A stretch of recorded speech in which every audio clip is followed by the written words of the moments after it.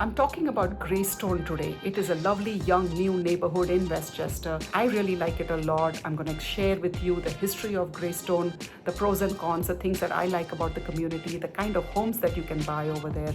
And also stay tuned all the way till the end because there is some special fees that the community has which you should be aware of.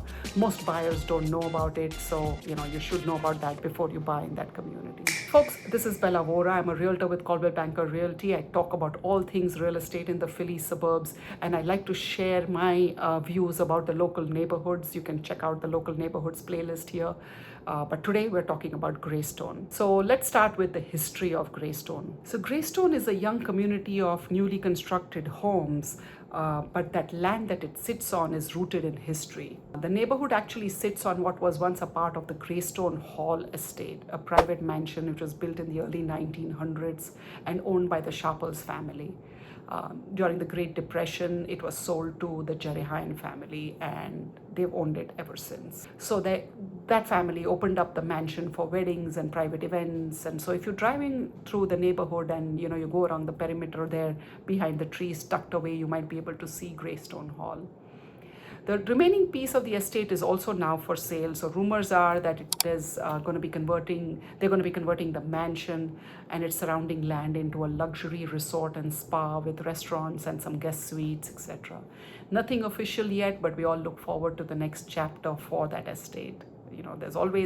It's Pennsylvania, there's always some history and old with the new. So when there's a realtor talking about a neighborhood, I have to tell you about the type of homes that Greystone has. It is a lovely large estate. First of all, there's 160 acres of open space. There's walking trails. There are a few streams. So I personally like that because there seems to be an elbow room. With all the new construction that has been happening in our area, they seem to be building on really small lots, and so there's not much elbow room. The homes are a little too close together, and they actually cut down all the trees, but they haven't done that in this community. So there's still a lot of open space. There are some streams, there's some wooded areas where they left the trees intact, which is very attractive to me in terms of the pros of this community versus the other young communities. The other thing that I absolutely love, which I think is the number one thing about the community's advantages, is its location. It is situated right in between Exton and Westchester.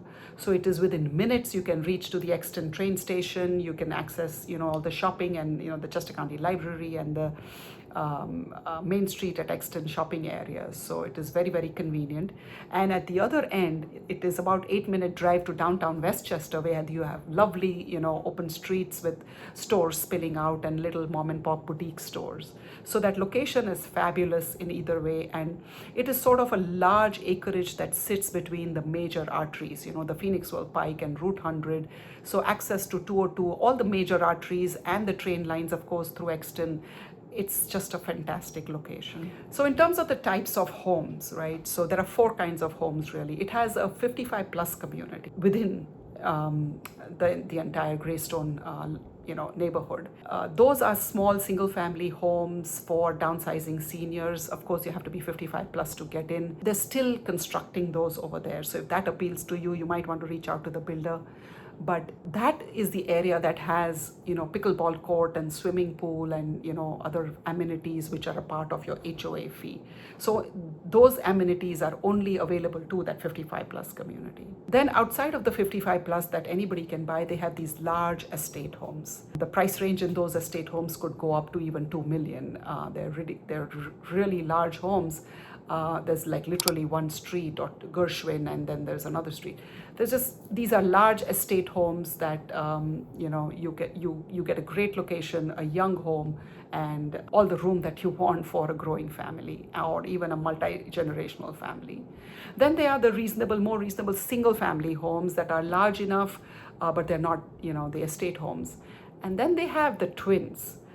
Those are actually my favorite because when the builder built them, they included the finished basements with the homes. And so if you look at the total square footage, it makes for a great size for downsizing couples or even singles or very young families as well. This is all, by the way, Westchester schools, which are highly ranked. But another reason why I like the twin homes, especially a couple of streets, is because They have walkout basements and they back to that stream and wooded area. So I love that backyard privacy that it offers. I have my favorites, but yes, there are twin homes, small singles, large estate homes, and 55 plus homes in this community. So I gave you a little teaser earlier about something that every buyer should know. Not many buyers know about something called a neighborhood develop improvement district, which is NID, that there is an additional fee involved in buying a home in this community. So most people understand that there's going to be closing costs, there's going to be mortgage related expenses. If you're going to get a mortgage, there's going to be taxes and insurance, the usual HOA fees. But in addition to all of that, there is this neighborhood improvement fee, the NID. There is a company called Municap that collects that. That is another thing that is amortized over 20 years. It is an additional fee that was charged to all the original buyers to make the land development, to put in the electric and the sewage lines and the plumbing and the other infrastructure tied to this community, right? Roads, sewer, everything, So that fee is not outrageous, but it's also not optional. So it will add to your monthly costs. It's something that you should know about. Most buyers are not even aware of it because it's a relatively new concept. In fact, Greystone and Phoenixville has another community called Steel Point, and they have that development fee there. So anytime we're buying and selling homes, it always comes as a shock in these two communities for home buyers because they have never heard of this development fee before. So something that you should be aware of if you're thinking of buying in Greystone Hall, Westchester. So here's a little segue. I'm going to take a couple of minutes to explain. Many people think that you don't need a realtor at the time of new construction purchases. They feel like, hey, it's brand new, the builder warranty goes for a year. Why do I really need a realtor? So here's a decision that some people had made when they bought those houses which had the development fee, right? As a realtor, I advise my buyers to not pay it off upfront and to amortize it over 20 years, even though she could have afforded to pay it off upfront. And the logic for that was, imagine when you're trying to sell it, because that monthly payment goes on for 20 years, right? So imagine you're trying to sell it now in the next few years. You're going to have to list your house $50,000, $80,000 higher than your competitor who's selling in the same community, because they are not treating it as a part of their purchase price, but you would have had to because you had paid it all up front and there was no amortized number that the buyer had to take on. So there's these little nuances, little differences, how we can add value and think long term for our buyers. In that case, my recommendation was do not pay the development fee, because the people who paid the development fee actually lost it in the first few years when the resales were coming up in the community. They were perceived as too high. And people are still finding out, the realtors still don't know about it, the buyers and the agents are still learning about this fee. And so it's a real hard sell to be able to explain to somebody that, well, this is the value of the house, but there's another $50,000 that has to be paid over 20 years. So that's the fee that you should be aware of when you buy in Greystone. Hope this information about the community was helpful. If you think it was, check out my other community videos where I talk about the local neighborhoods in the Philly suburbs, and hope this is helpful. Share your comments below.